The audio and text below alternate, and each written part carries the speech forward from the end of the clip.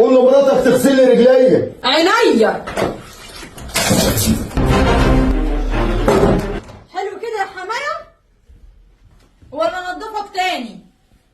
انت ايه اللي عملتيه ده؟ ايه مش كان عايز ينضف؟ نضفته. انت جليتي؟ كتر خيري ان انا بعمله اللي هو عايزه. انت عبيطه ولا ايه؟ عايز ايه يا علي؟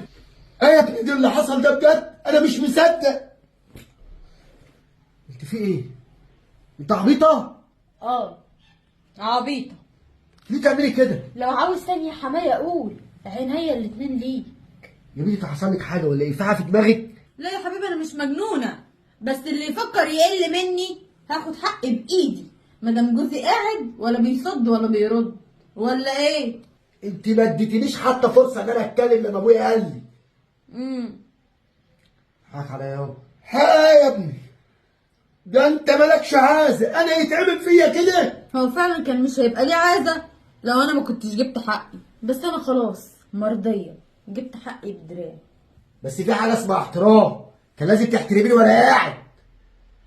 معلش يابا سامحني سامحني. وانتي حسابك معايا بعدين. لا حسابها دلوقتي يا علي، لان ابوك مش وسخ ودي اللي جايه تنضفه. عايز حقي دلوقتي يا علي. ها هتعمل ايه يا علي؟ ايه اللي يريحك يابا؟ اللي يريحني غرقها زي ما غرقتني يا علي. انا مش وسخ عشان جايه واحده تنضفني. في بالك عملت كده وحياة كده ربنا. يابا؟ كده راجل يا علي. تمام، ابقى تعالى بقى خدني من بيت اهلي. بالسلامة. يا راجل بالسلامة. معلش يابا حقك عليا. جدع يا ابني جدع يا ابني. طولت لعبة ابوك يا ابني، جبت لابوك حقه، كلفت راجل ابن راجل. يا رب استغفر الله العظيم يا رب. خش غير يا ابني الهدوم دي، ده احنا محتاجين احنا الاتنين نغير. الله لا يسامحها يا ابني. استغفر الله العظيم. بس يا اخويا هو ده كل اللي حصل.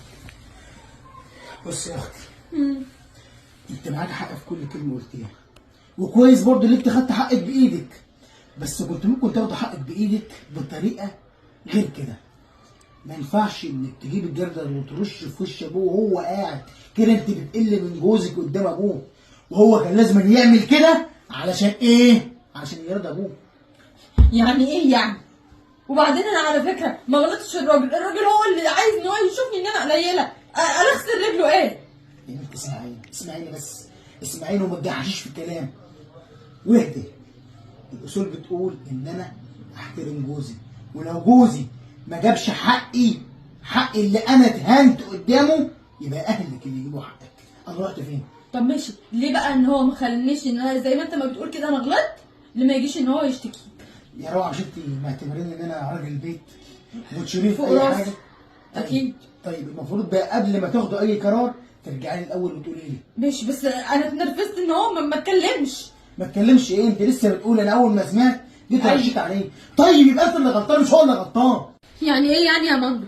يعني انا جاي عشان اكبرك وان انت تتصرف معاه تيجي ان انت تغلطني انا؟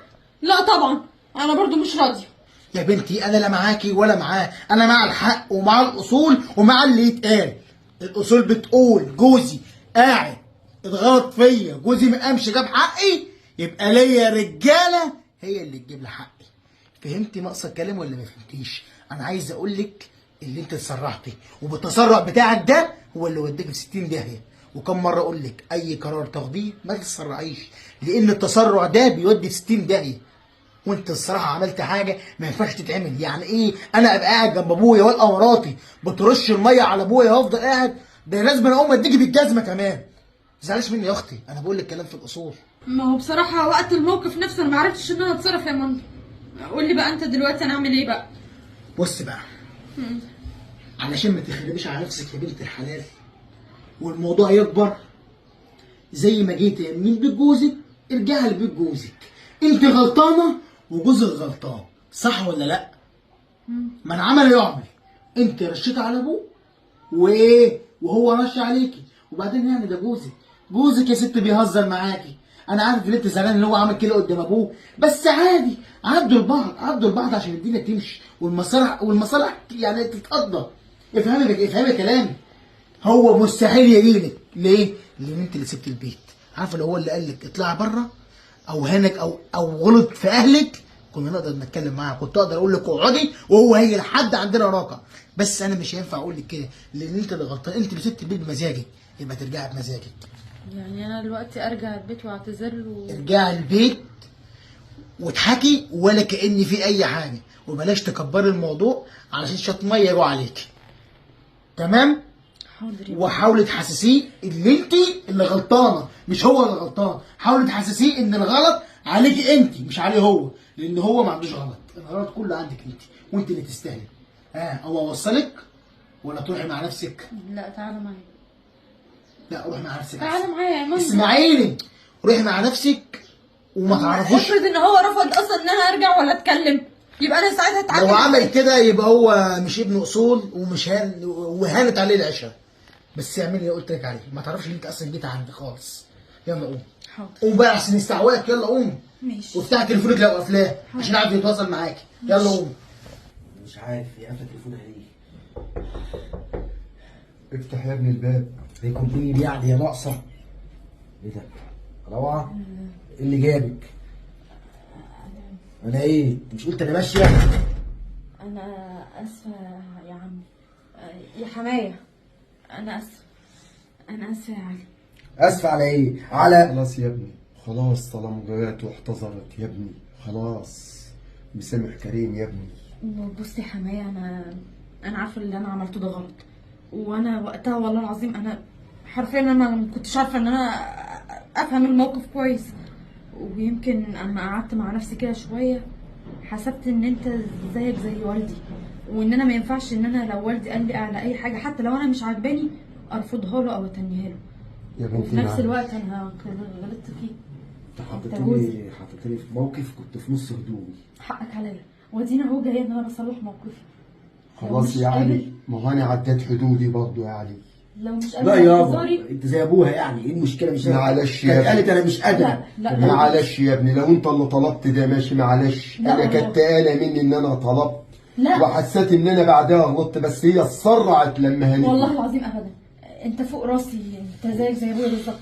يا بنتي ما تحلفيش، خلاص يا يا علي. جماعه انا دلوقتي لو السواء في اعتذاري- الظلم عدل يا علي، خلاص مش عايزين كلام كتير، عفى الله عن سلف، خلاص يا ابني.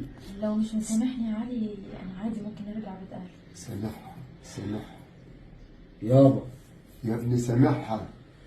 خش يا روعه، خش. مسامحني؟ ويا رب بس تكوني اتعلمت. هي سامحني وتبقى سهله كده على طول. خش يا روعه. خش يا بنتي بيتك، خش انسى بس الاول. خش يا بنتي وما فيش اي حاجه حصلت. يابا خلاص يا يابا اللي حصل كبير، ما تسهلش الامور كده وتقول سامحها كده، تخليها ممكن تاخد علينا مش عارف اقول لك ايه بس بصراحه. لا يا ابني، احيانا البني ادم بيغلط، انا اتسرحت وغلط، في هي غلط. اتسرعت. دي عيله برضه محتاجه اللي يفهمها ويعرفها، ما كانتش تاجي من واحد كبير فاهم زي الغلط ده كبير يابا، مش انا يا ابني غلط خلاص. الغلطان، لان انا عمود البيت. عمود البيت طالما وقع يبقى البيت وقع، فالغلطه عندنا والمسامح كريم. ماشي يابا. ماشي يا ابني، اتفضل صالح مراتك يا ابني. بصي يا علي، انا عارفه كويس جدا ان انا اتسرعت وان انا غلطت وقت ما عملت كده مع والدك، بس صدقني انا من تفكيري دايما متسرع معرفتش ان انا اتصرف معاه صح، وحقك ان انت تزعل، وممكن حد غيرك ممكن كمان ان هو كان يبقى ترسى على طلاق، بس صدقني احنا ما بينا حاجات كتير جدا جدا كويسه. بص يا روعه، انا عايز افهمك حاجه، ان الست في البيت دي برضه يعتبر عمود في البيت، لان هي اللي تبقى شايله كل حاجه. الست اللي تكبر من جوزها، جوزها هيشيله في عينيه، هيشيلها في عينيه.